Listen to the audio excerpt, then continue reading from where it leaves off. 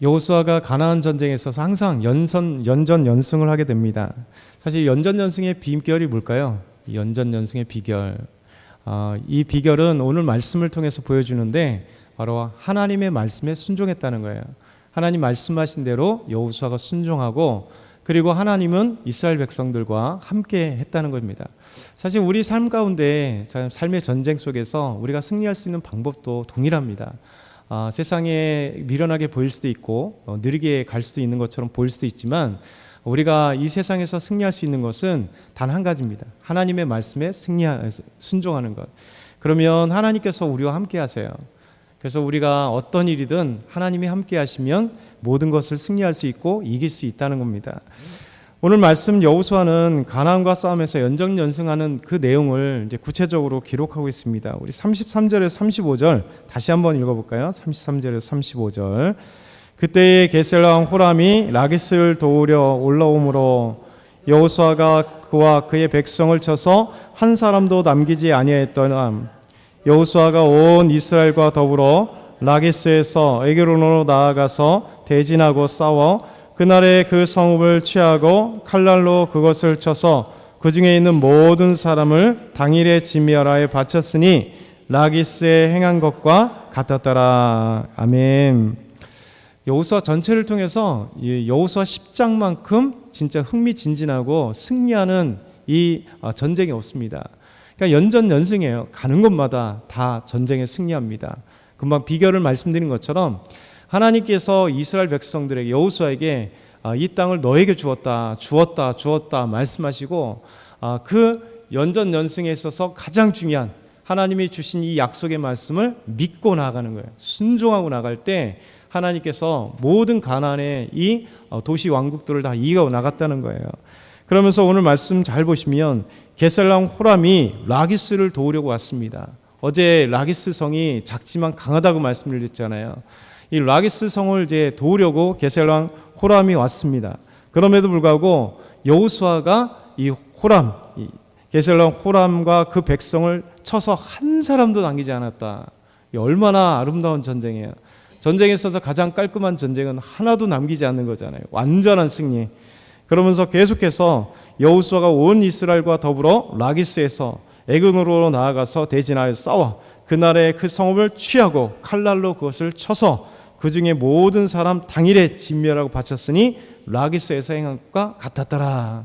그러니까 게셀 왕 호람이 왔어도 그를 완전히 진멸하고, 그리고 이제 에그론에 가서 그 에그론의 모든 성읍과 그 백성들과 왕을 또 다 진멸하고, 여기서 딱 두 가지가 나타납니다. 항상 쳐서 싸우는데 진멸하였다.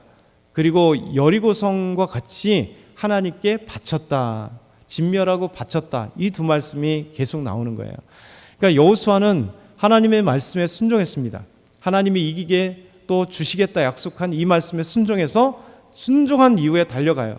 그러면 연전연승하고, 그 순종한 것처럼 사울처럼 자기가 좋은 거 일부를 남겨둔 거나 99% 순종해도 1% 불순종한 게 아니라 완전 100% 순종해서 가서 다 진멸하고, 그리고 하나님께 그것을 드렸다는 거예요. 바쳤다는 거예요.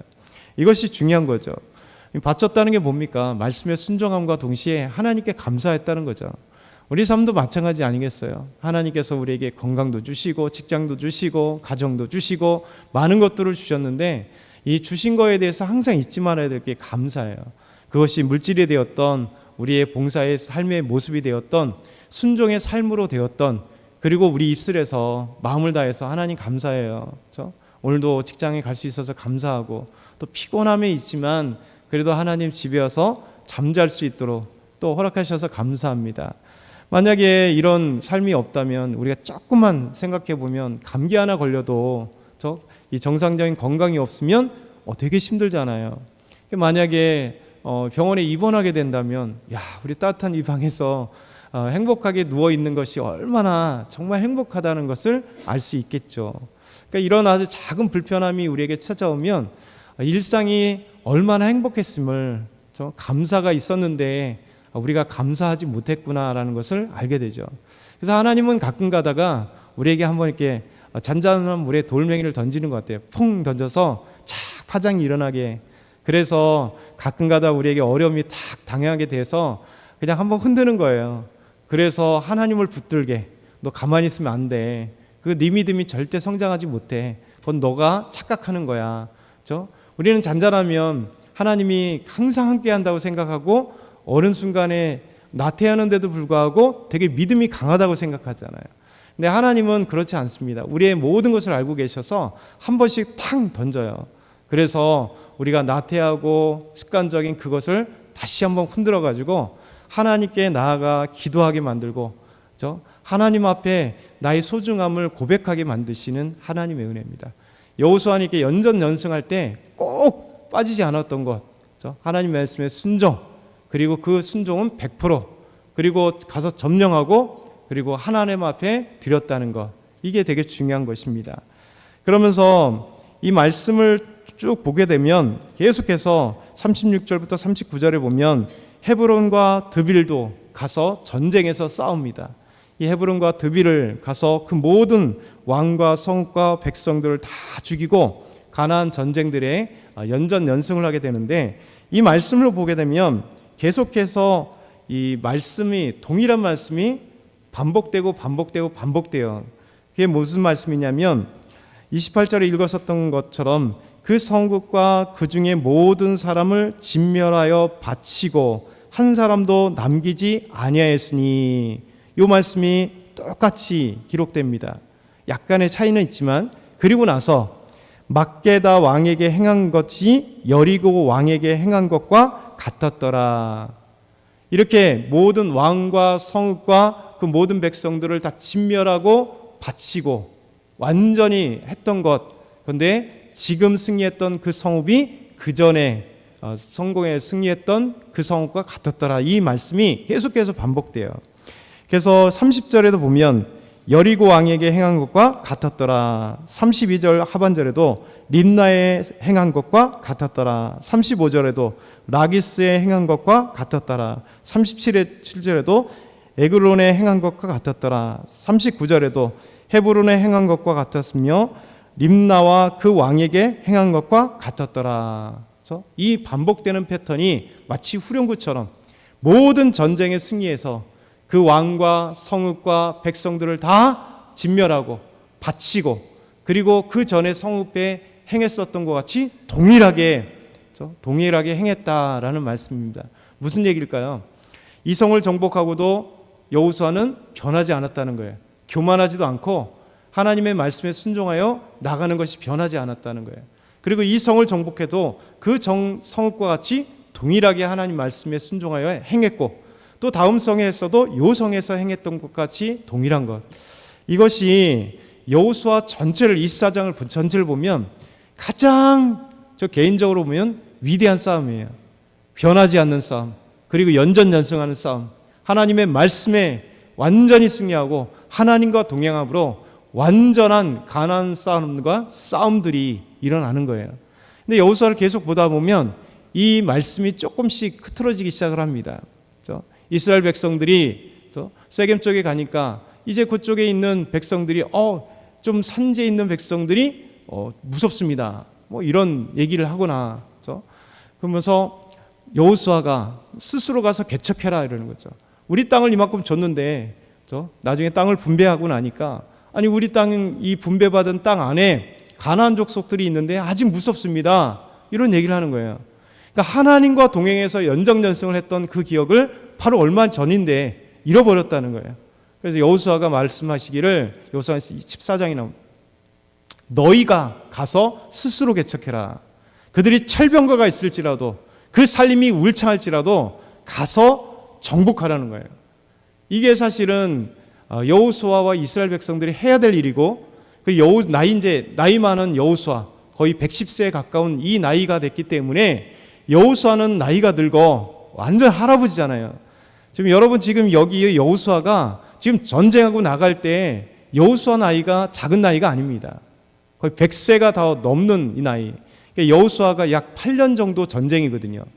그렇죠? 여호수아가 110세에 죽었는데 이 100세가 넘은, 이 거의 100세에 가까운, 그렇죠?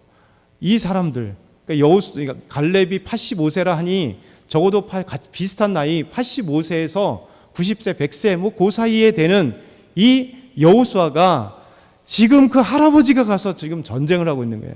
여호수아가 전쟁을 하니까 다 연전연승하니까 장군으로 나가니까 막 20대, 30대, 40대 아직 혈기왕성한 그런 젊은 장군 같은데 그렇지 않습니다. 완전히 할아버지. 지금 3,000년이 넘는 전이에요. 그러면 지금의 90세, 100세 이거보다 훨씬 나이가 많은 거잖아요. 그런데도 불구하고 여호수아는 뒤로 물러서지 않습니다. 하나님이 자기를 모세의 후계자로 세우시고 가서 나가 싸우게 할 때 말씀에 순종하여 내 나이가 중요한 게 아니라 하나님이 함께 하시니 하나님 말씀을 주시니 하나님의 놀라운 기적과 능력을 주시니 가서 싸우는 거예요. 여기서 우리에게 교훈을 받아야 돼요. 그렇죠? 우리 삶도 그렇잖아요.